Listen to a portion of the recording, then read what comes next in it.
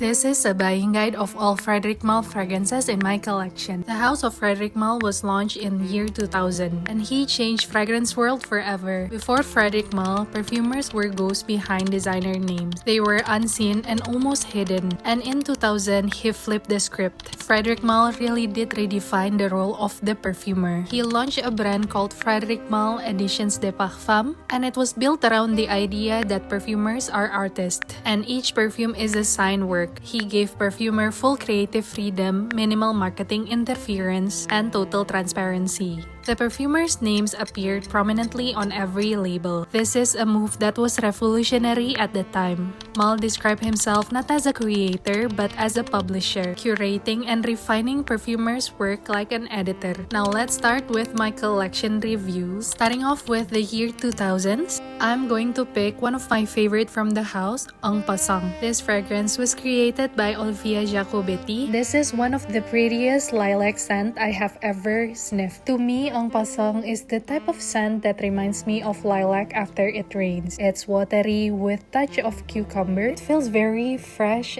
light, watery, and green, but with lilac as a supporting floral. This one is soft, dewy, and fresh. Moving on to another favorite of mine, Lys Mediteranee. This is a photorealistic lily scent that smells pure and almost raw. There's a dominant presence of green, salty accord that I get from this perfume. So maybe in a more simplistic terms, this smells like photorealistic lily and dewdrops. On to the next one. This is Lipstick Rose. This perfume reminds me of an old Hollywood vanity. This has a dominant presence of rose and violet that smells like a lipstick wax. Some people might find this too literal, but personally I found this scent to be extremely nostalgic. It doesn't only smell like lipstick, but it's the whole vanity table with all the memories included. Moving on to the next one, this is Iris Poudree. I will describe this perfume as an aldehydic iris. It's powdery, it's quite fizzy, touch of light florals aside from iris. Iris Poudree smells more formal and somehow classic. Perfect for someone who loves clean, powdery, and woody iris. The last release that I have in year 2000 is Musc Ravageur.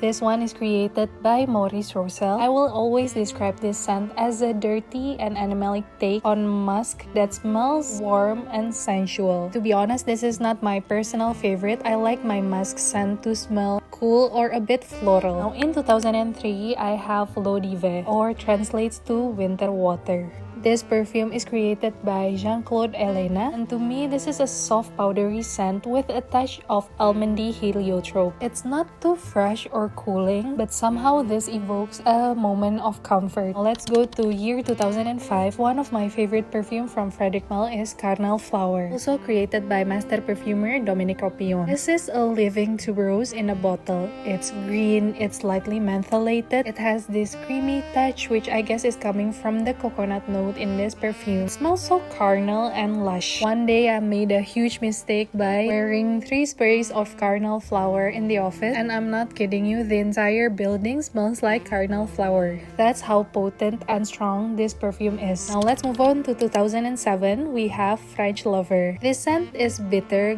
green, spicy with a lot of incense, albanum, angelica, and vetiver. I will describe this as dark moss after it rains. Somehow it's giving a dry and wet at the same time. This scent is unisex but leans slightly masculine. Let's move on to year 2008. We have Tes Bras, or translates to In Your Arms. This is another scent that's created by Maurice Rossel. It's an intimate blend of violet, cashmere, and musk. It smells like tan skin after a long day at the beach. This one is currently sitting on my wish list. Now moving on to 2010 with arguably the most popular perfume from the house. This is Portrait of a Lady, created by Dominique Ropion. This scent has over 400 roses. Maybe I will describe this as a gothic and dark take on rose, mainly because it's wrapped in patchouli and incense, and there's a lot of spice going on in this perfume. The rose that's in here smells commanding and very unforgettable. No wonder why this is such an iconic scent. It is so popular that the house of Frederic Malle didn't launch anything for 3 years straight. Now in 2014, we have Eau de Magnolia. This is a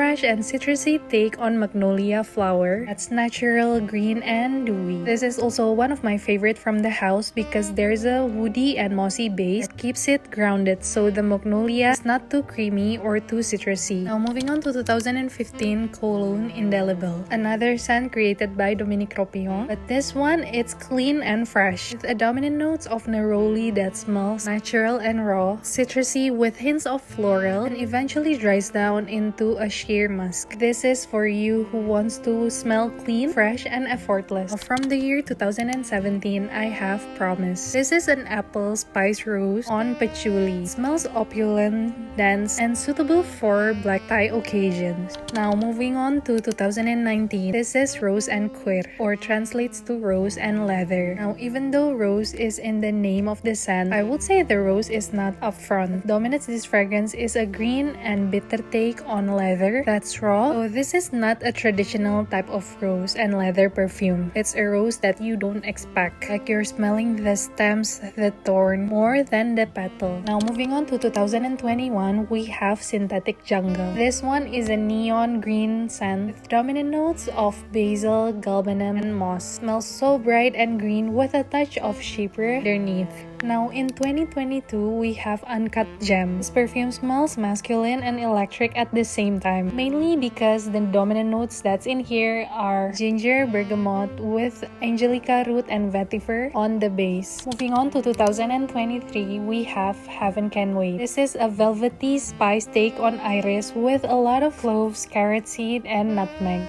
Now I'm saving the best for the last. This is Acne Studios by Frederic Malle, which happens to be my favorite from the brand. This is a modern take on fizzy aldehydes because it's fruity with dominant notes of peach and soft florals. This scent embodies the fizzy, clean laundry type of scent. It's done in a beautiful and fresh way. Plus, the longevity is very good, and this one is a compliment magnet. That's it. Have you tried any fragrances from the house of Frederic Malle? Should I do a separate video describing the history of the brand? Let me know. Bye!